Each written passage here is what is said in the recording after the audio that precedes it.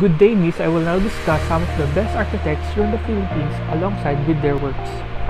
One example of an outstanding architect here in the Philippines is Ildefonso P. Santos, the father of Philippine landscape architecture. Ildefonso P. Santos created some of the best-loved urban spaces in the Philippines. Landscape architecture deals with parks, plazas, and green spaces. One of his earliest successful projects was the Makati Commercial Center, an outdoor shopping mall in which the shop fronts and walkways were interspersed with garden trails, fountains, and public archways. Another example is Pablo Antonio, one of the first exponents of modernist architecture in the Philippines.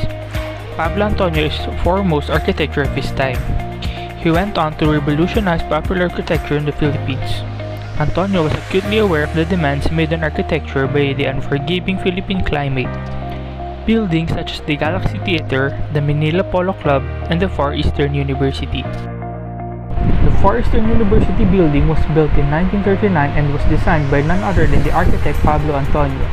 In 1939, we saw a smaller version that was built in Calle Azcaraga in 1934.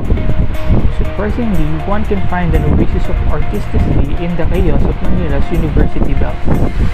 Established in 1934 and recognized by UNESCO for its cultural conservation efforts, the Far Eastern University in San Paolo, Manila is the largest Art Deco complex in the country, featuring architecture, paintings, and sculptures of several artists during this art movement during the American occupation that celebrated symmetry, geometry, and the industrial age.